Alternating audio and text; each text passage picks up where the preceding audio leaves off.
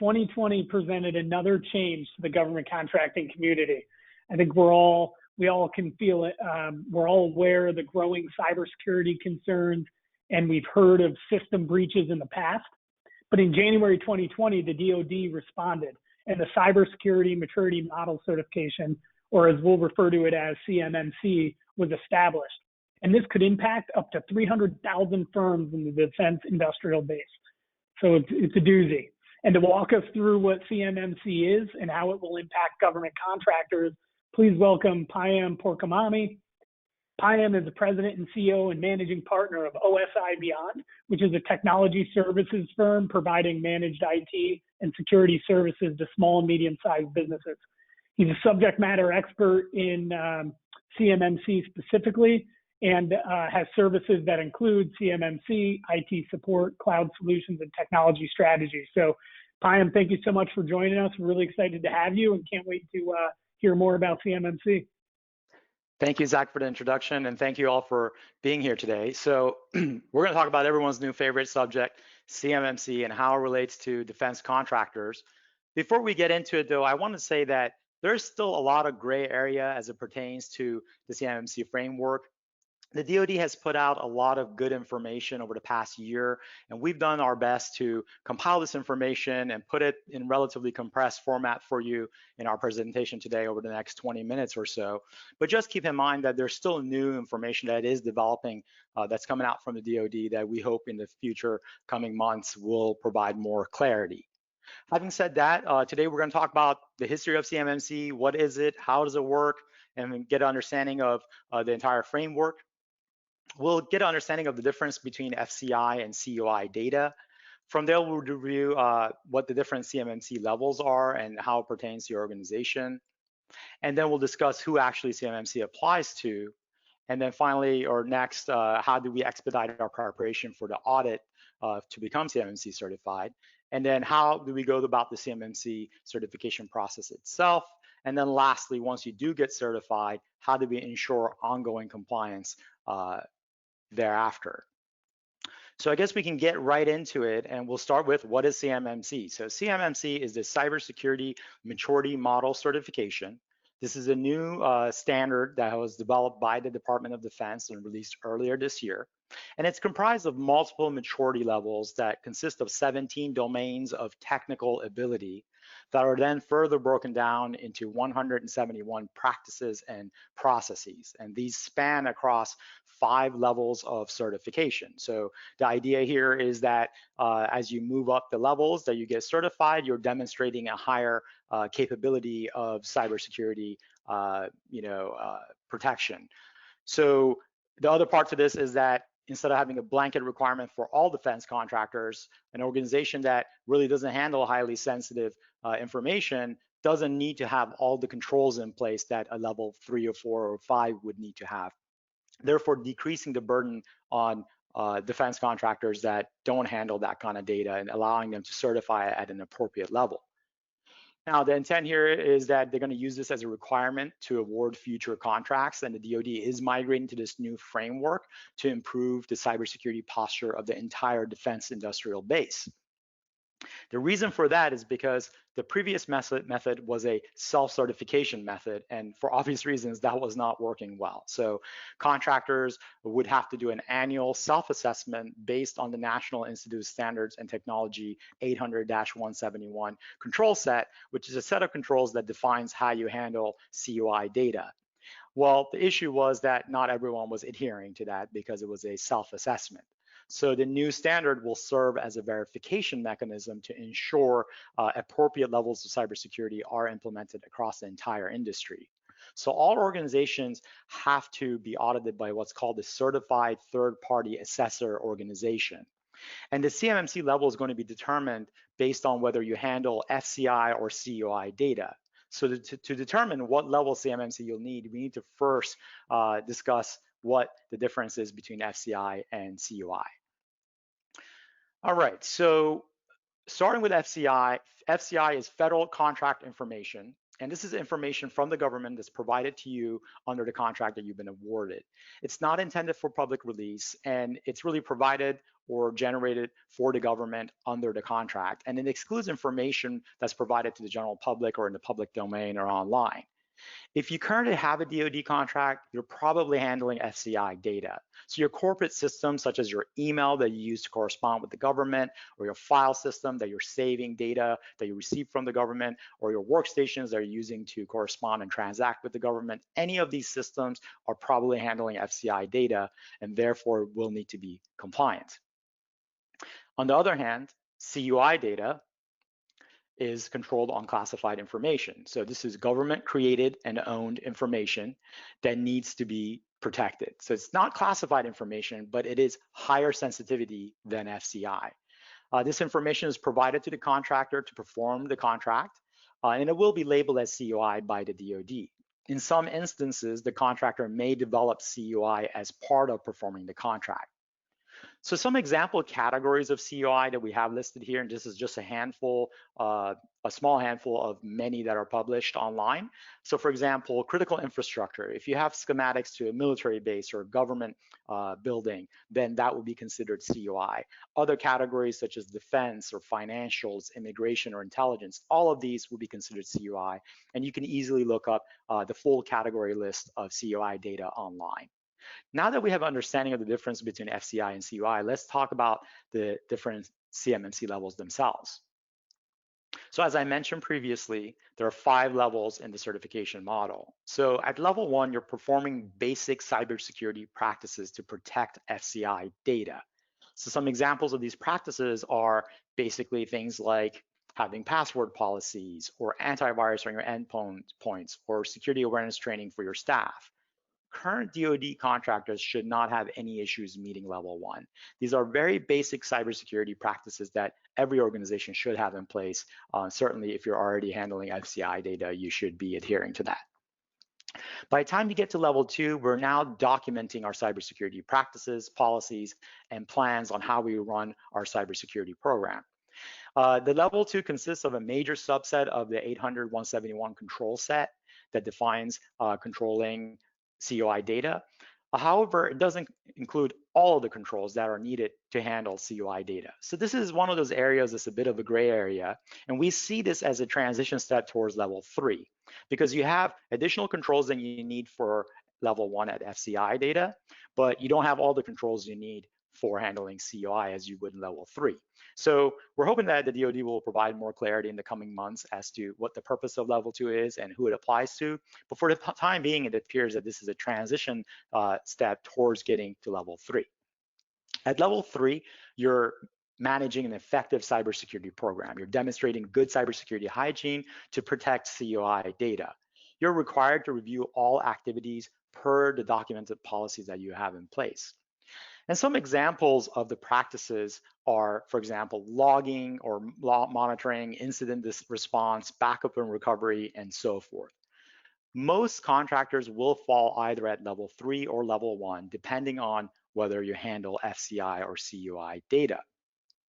By the time you get to level 4 and 5, you're continuously reviewing and optimizing cybersecurity practices. So at this point, you're running a very sophisticated cybersecurity program. You need to be able to adapt to new emerging threats and proactively respond to them. At these levels, you will be directly audited by the DoD. So really, these levels are not intended for smaller organizations. You really have to have the human resource and the technical expertise to run a cybersecurity operation at that level. So we're talking about the Lockheeds and the Boeings of the industry. So let's talk about now who CMMC actually applies to. So all contractors and subcontractors have to be CMMC compliant. Prime contractors also must ensure that their third parties meet the requirements. But companies that produce commercial off-the-shelf products do not need to be certified or compliant. The DoD will specify the required CMMC level as they issue RFIs and RFPs, so that will be clearly disclosed. And we're expecting to see CMMC requirements on all RFPs by the end of the year, assuming that their time frame holds. Now, the CMMC accreditation body is a nonprofit that's been set up to manage the CMMC framework. They're going to be the ones that will actually authorize third-party entities to be C3PAOs. At this time, there are no entities that have been authorized yet. So even if you're ready to be audited, you could not get one at the moment. But hopefully by the end of the year, they will have some organizations authorized. This entire process is going to take 3 to 5 years to implement across the entire industry. So as contracts are up for renewal and new ones are issued, we're going to see CMMC requirements be implemented, and eventually the entire defense industrial base will adhere to it. So now the key question that you need to really ask yourself is, does this apply? Does it need to apply to our entire organization? And what we mean by that is if the amount of business you do with the DoD is a small percentage of your overall organization, so say 20% or less, it may make sense for you to actually set up a separate division and set up a separate infrastructure for that environment only, and ensure that environment is compliant with CMMC and not burden your overall organization, your entire environment. Having said that, if you do significantly more business with the DoD, say 50% or more, something like that, then it wouldn't make sense to maintain 2 separate infrastructures simultaneously, as that will also have overhead and cost as well. So something to consider as you go through your certification journey, and to kind of look at that in the beginning to determine what is the best path for you to get there. So now let's discuss how we can actually expedite our deployment process. So as I mentioned before, the first step is to really determine whether you have FCI or COI data, where is it located, and who has access to it. And you want to make sure all this is clearly documented and in writing. You then want to focus on your people, your processes, and your technology. On the people side of things, we want to make sure we have a well-documented cybersecurity training program for all of our staff and employees. You want to make sure that you have separation of roles and access to data, and you really want to put any other documentation in place as it relates to our personnel. On the processes side, we want to develop policies, procedures, and documentation. So for example, you want to have employee onboarding and offboarding procedures. You want to have periodic reviews of access to data. You want to keep detailed and accurate inventory of all hardware, software, and systems. On the technology side, you want to deploy the technical solutions that align with the CMMC requirements for the level that you are trying to become certified in. And just a side note that for level 3, really this is not feasible for most organizations, small organizations, to do internally. You will be required to have continuous monitoring, detection, prevention, mitigation of cyber threats. So for that, for level 3, you want to partner with a managed security services provider or a managed IT services provider that has expertise in CMMC compliance and can deploy the technical solutions for you and then maintain them throughout your certification period. All right, so now we can talk about how do we become certified. So we recommend that you start out at least 6 months in advance. That may vary depending on the current cybersecurity posture of your organization and the resources you have available to you. But generally speaking, if you're looking to bid on RFP in Q1 of next year, you should have already begun the process. For most organizations, the 6-month time frame will be pretty applicable. You need to determine the CMMC level that you need to be certified at. So as I mentioned, if you've seen the RFI or RFP, then it's going to state that information. If not, you can determine whether you're going to be handling FCI or CUI data, and that will then dictate whether you will be level 1 or level 3, for example. You then want to conduct a risk assessment and a gap analysis to identify any holes in your environment. I will note that if you currently handle CUI data, then hopefully you should already be meeting these requirements and should not have an issue being in compliance. After that, you want to develop a remediation plan based on the results of your assessment to deploy the technical solutions that meet the CMMC requirements. Once the technical solutions are in place, you want to develop the policies and procedures based on the solutions that you've implemented. So for example, CMMC requires multi-factor authentication. You deploy multi-factor authentication, you write a policy that states we have multi-factor authentication deployed, we're using this product platform, we've implemented in all these different systems that we use, and we've trained our staff to use this solution as a procedure going forward. So all of this is clearly documented in your policies, and you need to do this for every single piece of technology that you implement to meet CMMC requirements. Now you're ready to be audited by a C3PAO. I will note that you must have a clean audit. And what we mean by that is that you can defer practices for later, meaning if they do the audit, they identify some things that are missing, you can't write a plan of action that you're going to deploy those in the future. Everything has to be in place by the time your audit's complete. They will give you a limited window of time for resolution, so maybe 30 days or 60 days to resolve any issues that they may find. However, if you don't meet all the requirements, then you will fail your audit, which means you will then have to be re-audited at a cost of $3,000 to $5,000 starting at a level 1, and then the cost goes up from there depending on the level that you need to be audited at. Once you do pass your certification or your audit, your certification will be good for 3 years in general.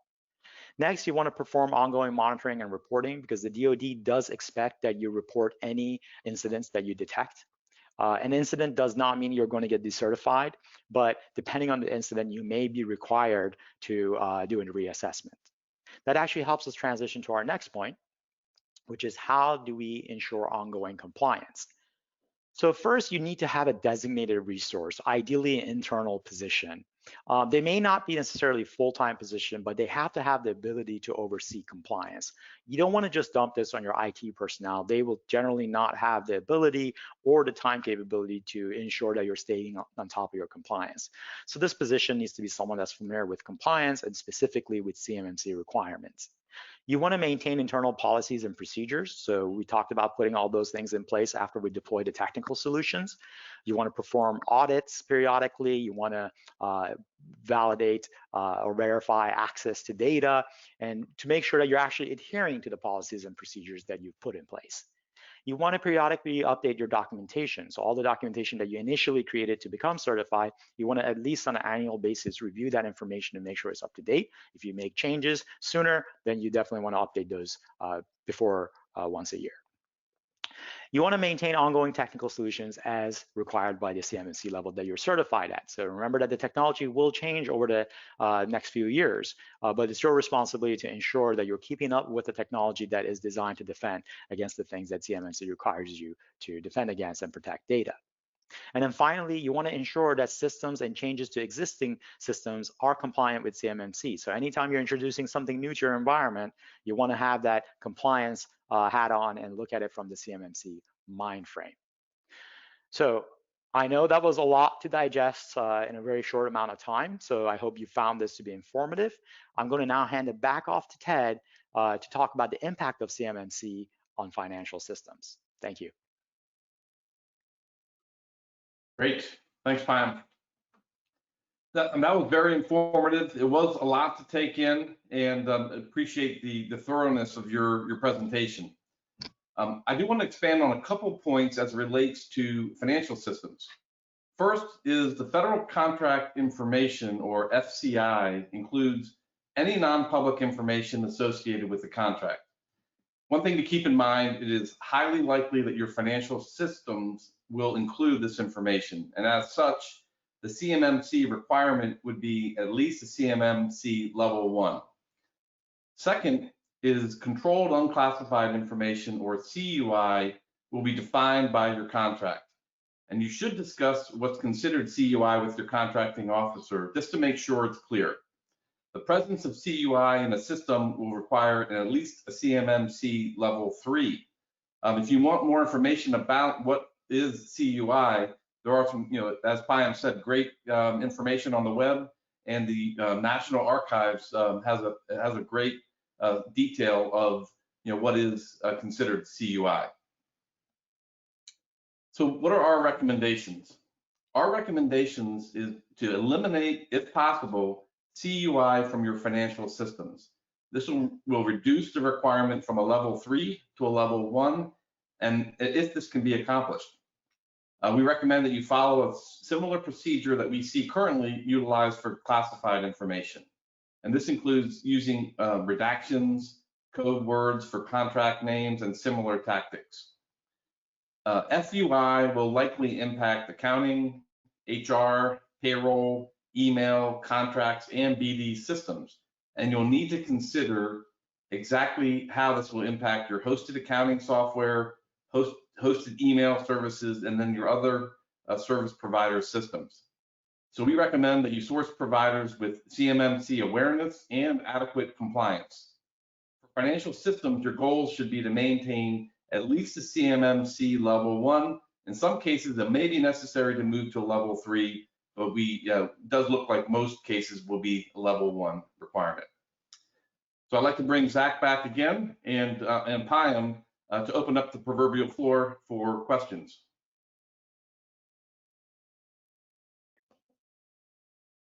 Great, thank you both. Appreciate it. We have a few questions. First, for Payam, can you explain how CMMC relates to the NIST 800 standards? Are they just set aside and we're only using CMC now, or?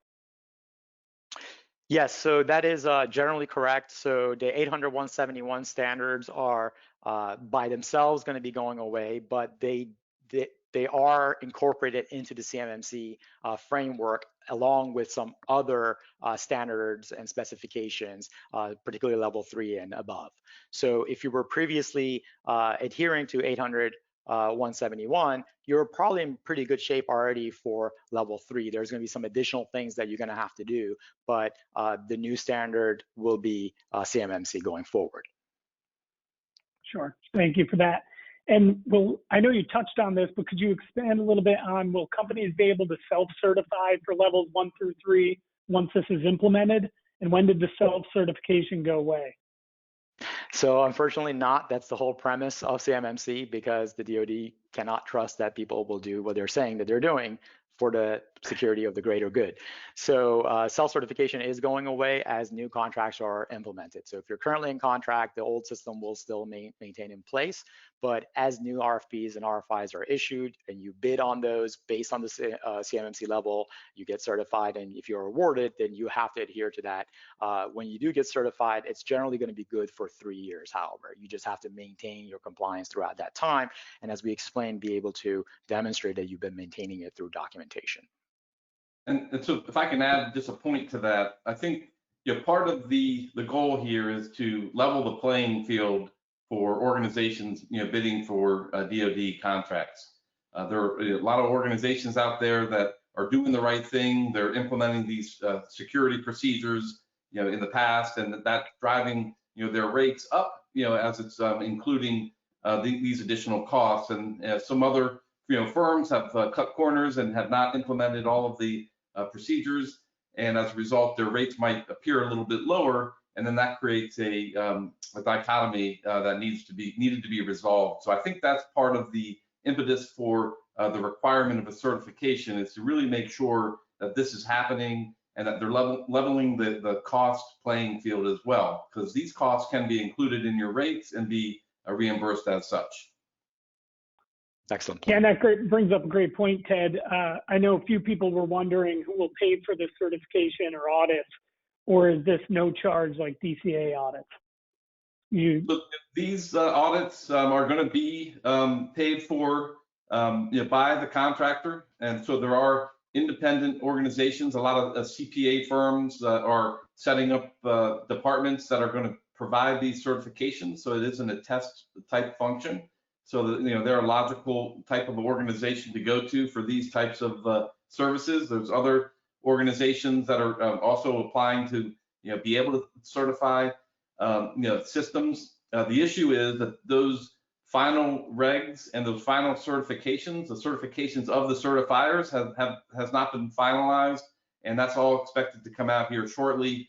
So when that does happen, then organizations will have the ability to get certified. So right now there isn't an ability to get a certification in place. People are really taking this time to get prepared for what we expect to happen later on this year or early next year.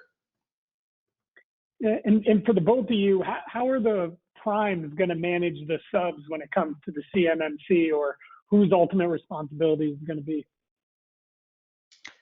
Sure. So basically, they're going to start adding CMMC requirements, to all their contracts with their subs.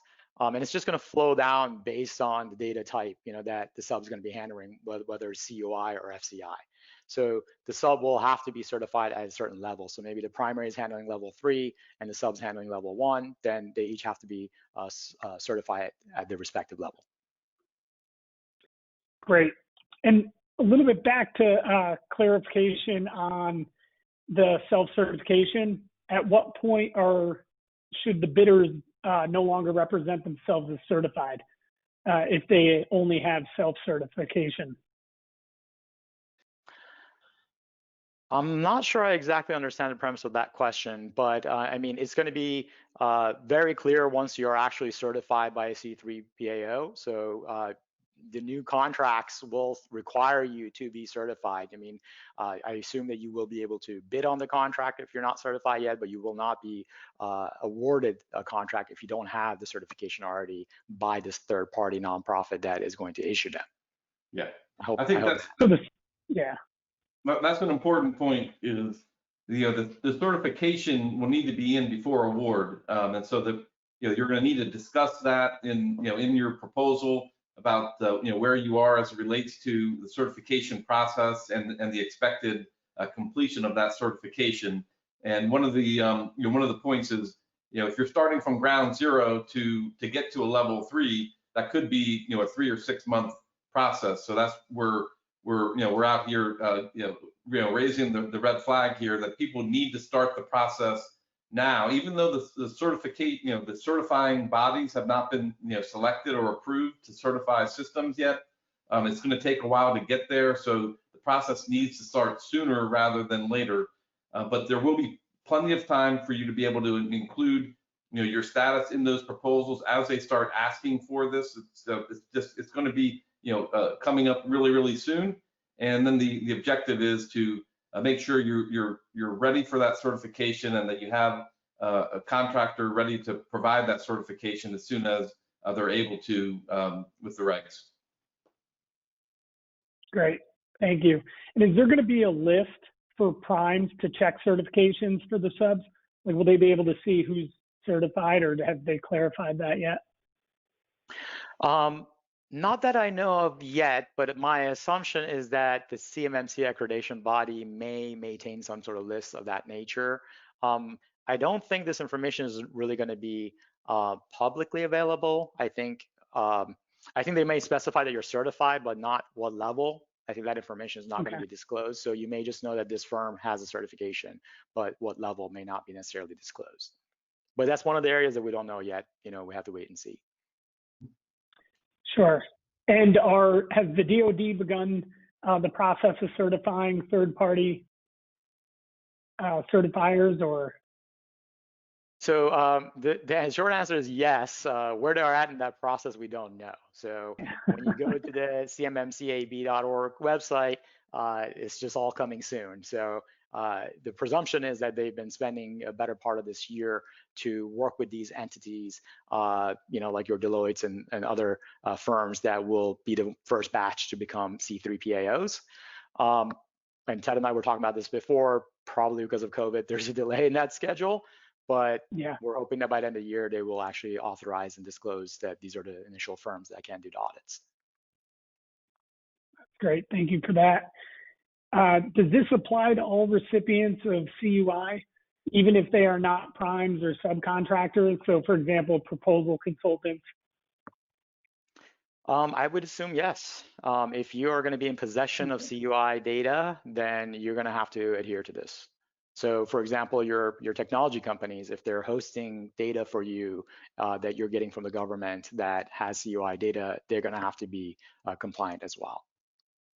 Yeah, and that brings in another point that I was wondering, like, could you explain a little more about network segmentation and how that would work? Like, say a small portion of your business is from DoD, and then the majority of your business is from another agency. How would that work? Right. So really, I think the way it goes is that you're going to have to look at this from a perspective that you're going to separate it off completely, so that you're not intruding to the rest of your organization. I mean, I can get really technical about it, but in summary, you probably want to first set up or register a separate domain environment. So most organizations will do like abccompany.us.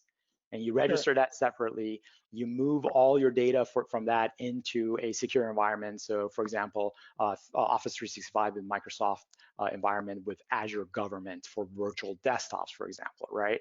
So now you have the separate infrastructure that's being hosted by a cloud provider that meets those requirements. And then basically your staff remote into that environment to handle and manage COI data, and then they come out of there to do everything else for the rest of your business. The overhead of this should be considered, because there might be, if you have 90% of your staff that work on all these contracts, then everyone has to go into 2 different systems. That may not be applicable and maybe or feasible, and maybe make more sense just to have the whole environment compliant. But you weigh those options relative to the overhead that CMMC brings, if that makes sense. Yeah, no, it does. And you touched on an interesting point. So if I'm storing data, or we here at TriNet, we have a lot of clients store data on G Suite, Office 365, and those third-party cloud services. How does CMC apply to those providers specifically? Very good question. So the same controls that apply to your organization applies to them. So your first step is to see the platforms that you're using. Are they in compliance with CMMC? Will they be in compliance with CMMC or not? And if not, then you need to move. I can tell you generally G Suite is unlikely to meet those requirements from our understanding, but we do know for sure that Microsoft's Office 365 GCC High environment, which is basically by invitation only, you have to prove that you have a contract that contains CUI data, and then they will enroll you into that environment. They are obviously going to be compliant, so that's probably where most contractors will go. Sure, that makes sense. Thank you. If you bring in a company to monitor your network, will they also have to be certified? Not necessarily, but maybe. So it just kind of depends on if you're going to be hosting that data or not, and with them. But generally speaking, we want to look for technology companies that are at least adhering to the compliance. Not necessarily certified, but they can demonstrate that if they needed to become certified, they have everything already in place. Yeah. And then this is a great question, and I think ties a nice bow on this conversation in general. But so how does a small company start to prepare for CMMC? What is your best piece of advice? Where do they start? So, we covered a lot of that in our slides today, but I think really is the fundamental first step is, what kind of data are we handling? Is it FCI or is it CUI? And who has access? How are we handling this? Understanding that will dictate what level you need to be, which will then dictate the controls you need to have, which will then determine what you currently have in place versus where you need to be. And you kind of work your process from there, to put in a very short sentence. Yeah, no, that's great. Well, and anybody with any questions around that can reach out to Payam. We're going to cover that in a couple minutes here. But Ted, a question for you that came through was people wondering, can we select 8-week or 24-week covered periods? Yes, actually, that was one of the benefits that came with some of the continuous adjustments to the CARES Act, was that they added the 24-week period. So as a recipient of the PPP, you have the ability to look at the results that you had for both covered periods and decide which period would be most advantageous to you. And we do recommend looking at that if for any reason the 8-week period doesn't result in full forgiveness. Understood. No, thank you for answering that. I mean, look, this is a ton of information. It's clear there's just a lot to navigate and a lot of different strategies to consider regarding the CARES Act. And CMMC, I learned, is going to be evolving and implemented over the next 3 years. But it's going to impact so many government contractors as soon as even 2021. And, as a panel, we were talking offline about how this is probably going to start to trickle into civilian businesses in the future as well. So it's crucial to lean on professionals such as Ted Rose and Payam Pourkhomami to navigate these regulations. And that's what they're here for. So reach out to these folks with further questions or clarification on how to navigate these unprecedented times. And I appreciate everyone for joining. Hope you all had some quality takeaways. If there's any outstanding questions, like I said, the deck will be coming. I know somebody just asked again. You will be able to view all the slides, and then our contact information will be available for you to reach out to any one of us to help you in your business. So thank you all very much, and hope you enjoyed. Great. Thank you, Zach. Thank you, Payam. Thank you.